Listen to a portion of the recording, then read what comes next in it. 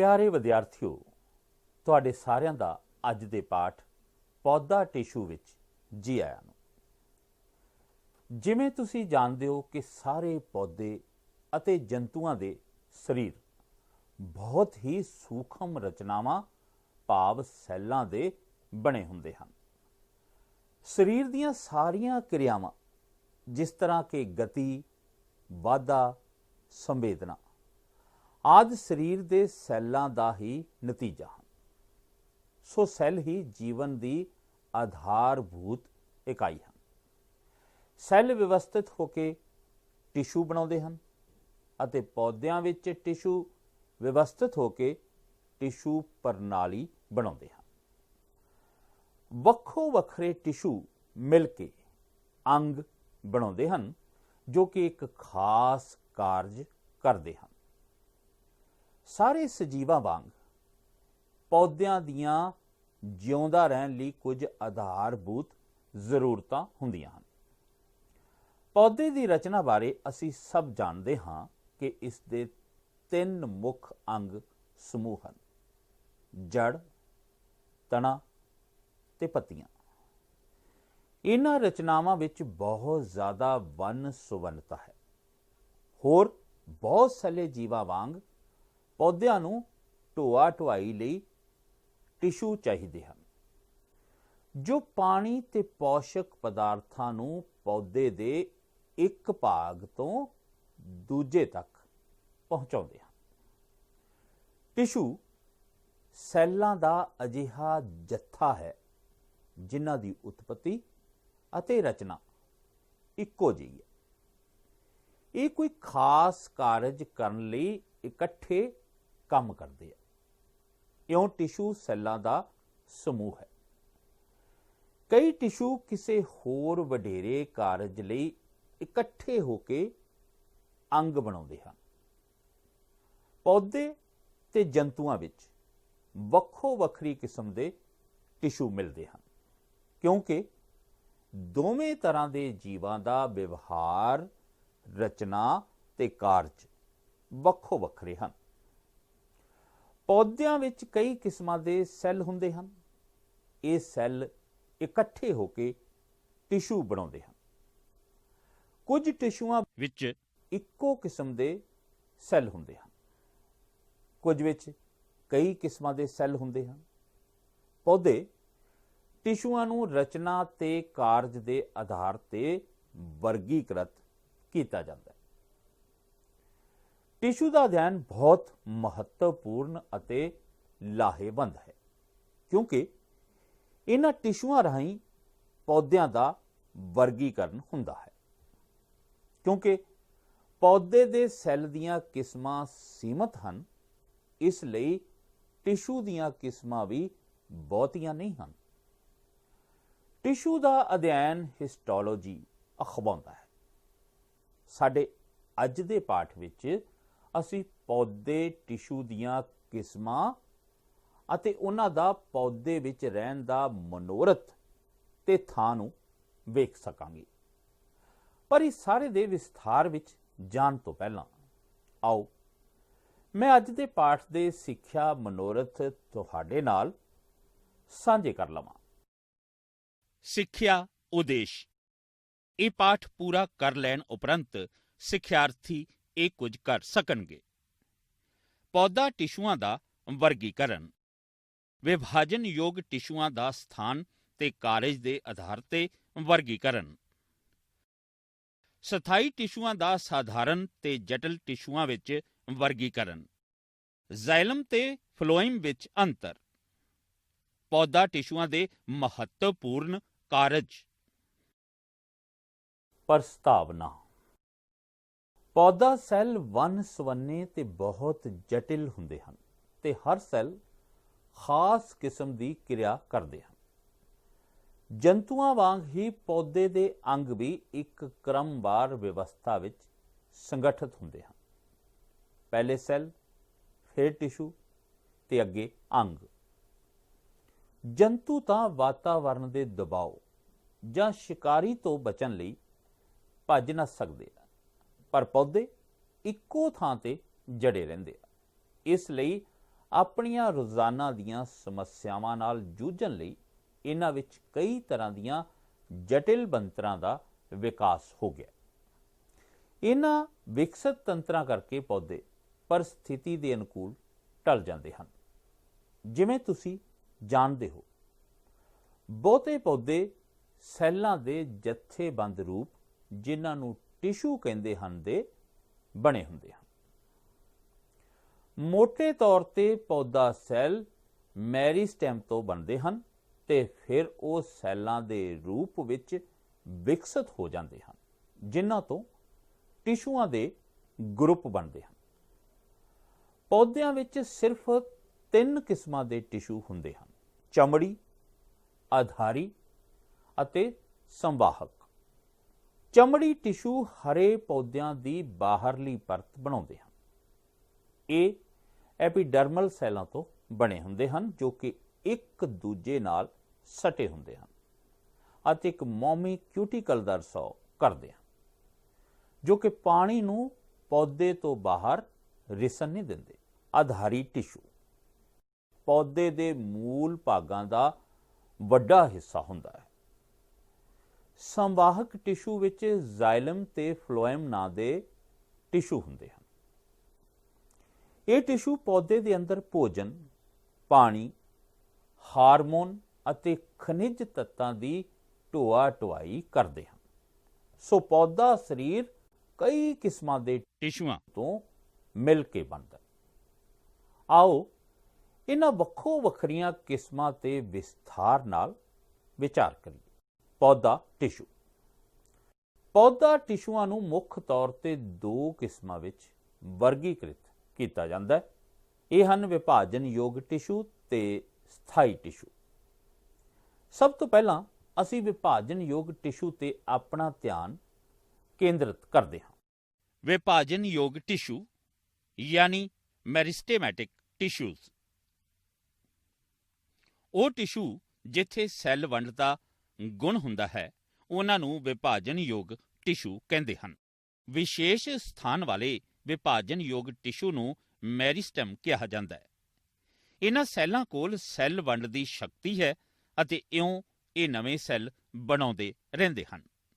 ਇਹ ਨਵੇਂ ਸੈੱਲ ਆਮ ਤੌਰ ਤੇ ਛੋਟੇ, 6 ਸਤ੍ਹਾ ਵਾਲੇ ਅਤੇ ਕਿਸੇ ਬਕਸੇ ਵਰਗੀ ਬਨਾਵਟ ਦੇ ਹੁੰਦੇ ਹਨ, ਜਿਸ ਤਰ੍ਹਾਂ ਕਿ ਇੱਥੇ ਵਿਖਾਇਆ ਜਾ ਰਿਹਾ ਹੈ।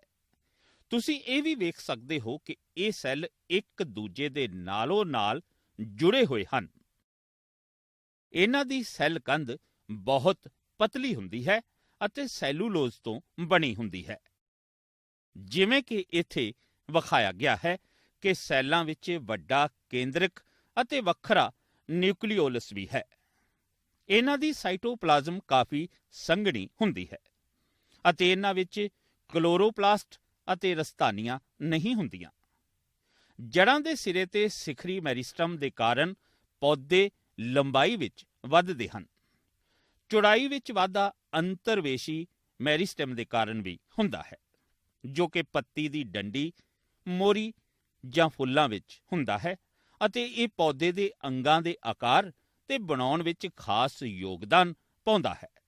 ਜਿਉਂ ਹੀ ਮੈਰਿਸਟਮ ਵਿੱਚ ਨਵੇਂ ਸੈੱਲ ਬਣਦੇ ਹਨ ਤਾਂ ਜੜ ਤੇ ਤਣੇ ਦੀ ਲੰਬਾਈ ਵਿੱਚ ਵਾਧਾ ਹੁੰਦਾ ਹੈ।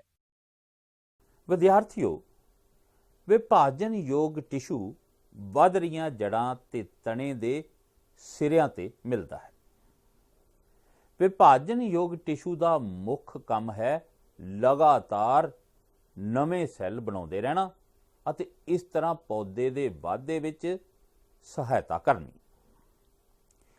ਇਸ ਟਿਸ਼ੂ ਦੀਆਂ ਕਈ ਕਿਸਮਾਂ ਹਨ ਅਤੇ ਇਹਨਾਂ ਦਾ ਵਰਗੀਕਰਨ ਅਲੱਗ-ਅਲੱਗ ਢੰਗਾਂ ਨਾਲ ਕੀਤਾ ਜਾਂਦਾ ਹੈ। ਇਹ ਵਰਗੀਕਰਨ ਪੌਦੇ ਦੇ ਸਰੀਰ ਵਿੱਚ ਇਹਨਾਂ ਸੈੱਲਾਂ ਦੇ ਸਥਾਨ ਜਾਂ ਕਾਰਜ ਦੇ ਆਧਾਰ ਤੇ ਕੀਤਾ ਜਾ ਸਕਦਾ ਹੈ। ਆਓ ਵਿਭਾਜਨਯੋਗ ਟਿਸ਼ੂ ਦੇ ਵੱਖੋ ਵੱਖਰੇ ਵਰਗੀਕਰਨ ਦਾ ਅਧਿਐਨ ਕਰੀਏ। ਵਿਭਾਜਨਯੋਗ ਟਿਸ਼ੂਆਂ ਨੂੰ ਪੌਦੇ ਦੇ ਸਰੀਰ ਵਿੱਚ ਇਹਨਾਂ ਸੈੱਲਾਂ ਦੇ ਸਥਾਨ ਦੇ ਆਧਾਰ ਤੇ 3 ਭਾਗਾਂ ਵਿੱਚ ਵਰਗੀਕ੍ਰਿਤ ਕੀਤਾ ਜਾ ਸਕਦਾ ਹੈ। ਸਿਖਰੀ ਮੈਰਿਸਟਮ ਯਾਨੀ ਐਪੀਕਲ ਮੈਰਿਸਟਮ, ਅੰਤਰਵੇਸ਼ੀ ਮੈਰੀਸਟਮ यानी इंटरकैलरी मेरिस्टम, बगली मेरिस्टम यानी लेटरल मेरिस्टम, सिखरी मेरिस्टम यानी एपिकल मेरिस्टम जड़ के तने के सिरियां ते स्थित होंदे हन, जिवें कि इत्थे विखाया गया है। अंतरवेशी मेरिस्टम यानी इंटरकैलरी मेरिस्टम स्थाई टिशूआं दे विचकार मिलते हैं, जिस तरह के मोरी, पत्ते की डंडी ਅਤੇ फुल की डंडी ते जिवें कि दृश्य चित्र विच विखाया गया है। बगली मैरिस्टम यानी लेटरल मैरिस्टम पौद्यां दे अंगां दे लंबकार दे तुरे दे पासियां ते स्थित हुंदे हन, जिवें कैंबियम आदि। मैरिस्टम टिशू का कारेज के आधार ते वर्गीकरण। कारेज के आधार ते विभाजन योग टिशू नूं प्रोटोडर्म, प्रोकेबियम ਅਤੇ ਗਰਾਊਂਡ ਮੈਰਿਸਟਮ ਵਿੱਚ ਵਰਗੀਕ੍ਰਿਤ ਕੀਤਾ ਜਾ ਸਕਦਾ ਹੈ। ਪ੍ਰੋਟੋਡਰਮ ਉਹ ਮੈਰਿਸਟਮ ਹੈ ਜਿਹੜਾ ਪੌਦੇ ਦੀ ਬਾਹਰੀ ਤਹਿ ਬਣਾਉਂਦਾ ਹੈ। ਇਸ ਨੂੰ ਡਰਮੈਟੋਜਨ ਵੀ ਕਹਿੰਦੇ ਨੇ। ਪ੍ਰੋਕੈਂਬੀਅਮ ਉਹ ਮੈਰਿਸਟਮ ਜੋ ਮੁੱਖ ਵਹਿਣੀ ਟਿਸ਼ੂ ਬਣਾਉਂਦਾ ਹੈ। ਗਰਾਊਂਡ ਮੈਰਿਸਟਮ ਉਹ ਮੈਰਿਸਟਮ ਹੈ ਜੋ ਆਧਾਰੀ ਟਿਸ਼ੂ ਬਣਾਉਂਦਾ ਹੈ, ਜਿਵੇਂ ਕੋਰਟੈਕਸ, ਪੈਰੀਸਾਈਕਲ ਅਤੇ ਪਿੱਤ। ਵਿਦਿਆਰਥੀਓ, ਇਹ ਸੀ ਵਿਭਾਜਨਯੋਗ ਟਿਸ਼ੂ ਬਾਰੇ ਜਾਣਕਾਰੀ, ਜਿਸ ਰਾਹੀਂ ਪੌਦੇ ਜੀਵਨ ਭਰ ਵੱਧਦੇ ਰਹਿੰਦੇ ਹਨ, ਕਿਉਂਕਿ ਇਹਨਾਂ ਵਿੱਚ ਸੈੱਲ ਵੰਡ ਲਗਾਤਾਰ ਹੁੰਦੀ ਰਹਿੰਦੀ। ਇਹਨਾਂ ਪੌਦਿਆਂ ਵਿੱਚ ਹੋਰ ਟਿਸ਼ੂ ਵੀ ਹੁੰਦੇ ਹਨ ਜੋ ਨਵੇਂ ਸੈੱਲ ਨਹੀਂ ਬਣਾਉਂਦੇ। ਇਹਨਾਂ ਨੂੰ ਅਵਿਭਾਜਨਯੋਗ ਟਿਸ਼ੂ ਕਹਿੰਦੇ ਹਨ। ਵਿਭਾਜਨਯੋਗ ਟਿਸ਼ੂ ਦੇ ਅਧਿਐਨ ਤੋਂ ਬਾਅਦ ਅਸੀਂ ਹੁਣ ਦੂਜੀ ਕਿਸਮ ਦੇ ਪੌਦਾ ਟਿਸ਼ੂ ਤੇ ਧਿਆਨ ਕੇਂਦਰਿਤ ਕਰਾਂਗੇ। ਇਹ ਹੈ ਸਥਾਈ ਟਿਸ਼ੂ। ਇਹ ਟਿਸ਼ੂ ਵੀ ਵਿਭਾਜਨਯੋਗ ਟਿਸ਼ੂ ਤੋਂ ਹੀ ਉਤਪੰਨ ਹੁੰਦੇ ਹਨ, ਪਰ ਇਹਨਾਂ ਦੀ ਸੈੱਲ ਵੰਡ ਦੀ ਸ਼ਕਤੀ ਖਤਮ ਹੋ ਚੁੱਕੀ ਹੁੰਦੀ ਹੈ ਅਤੇ ਇਹਨਾਂ ਨੇ ਇੱਕ ਨਿਸ਼ਚਿਤ ਰੂਪ ਤੇ ਆਕਾਰ ਗ੍ਰਹਿਣ ਕਰ ਲਿਆ ਹੁੰਦਾ ਹੈ।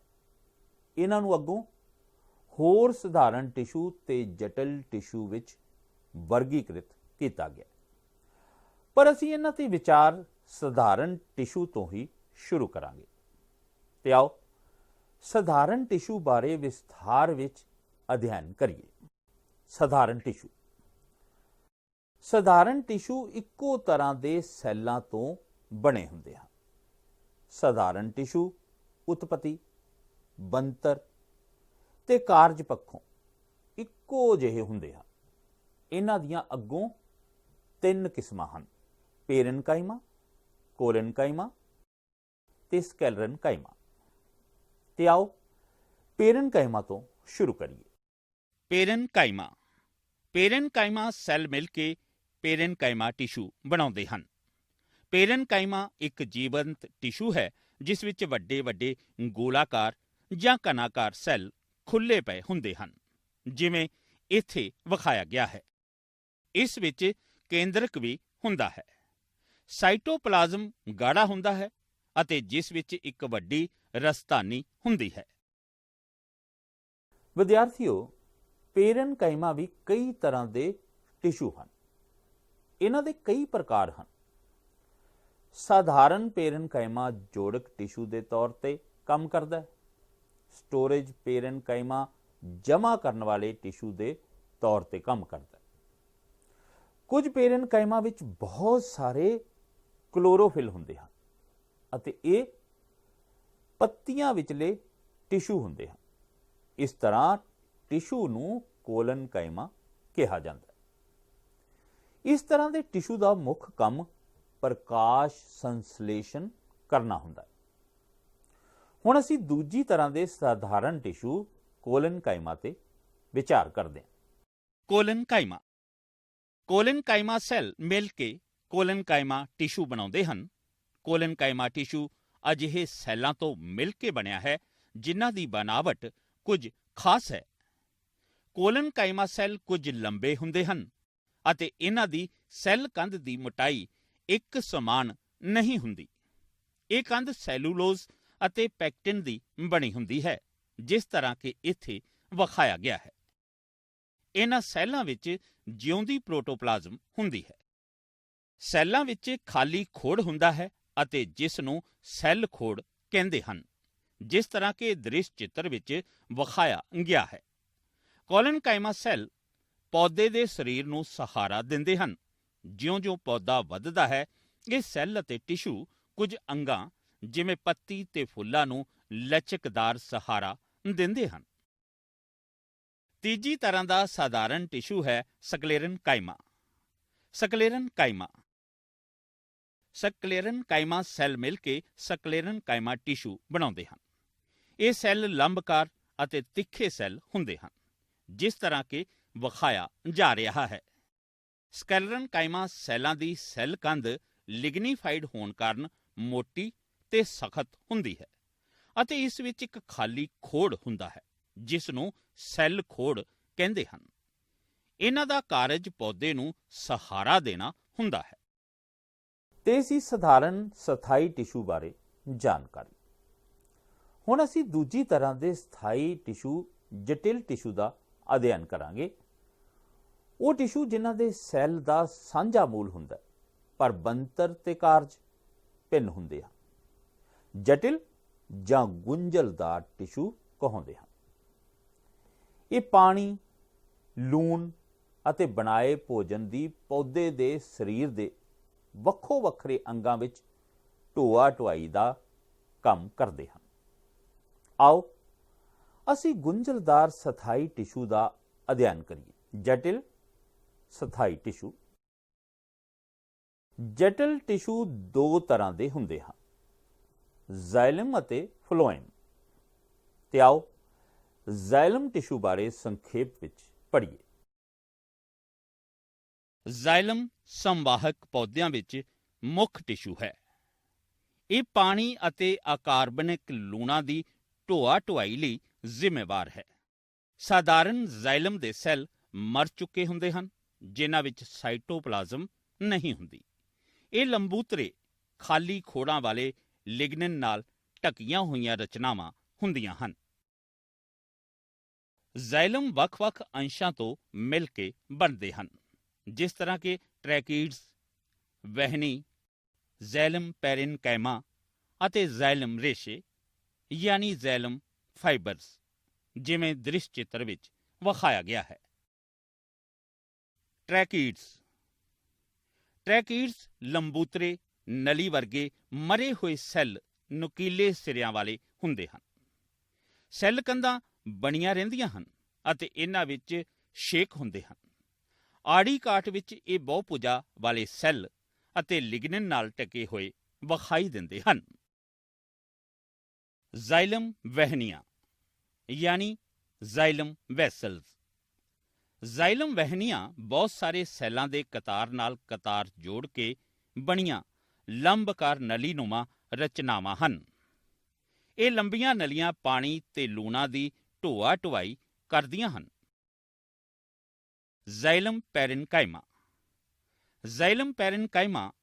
ਜ਼ਾਈਲਮ ਵਿੱਚ ਜੀਵੰਤ ਸੈੱਲ ਹੁੰਦੇ ਹਨ। ਇਹਨਾਂ ਦੀ ਪਤਲੀ ਸੈਲੂਲੋਜ਼ ਵਾਲੀ ਸੈੱਲ ਕੰਧ ਹੁੰਦੀ ਹੈ।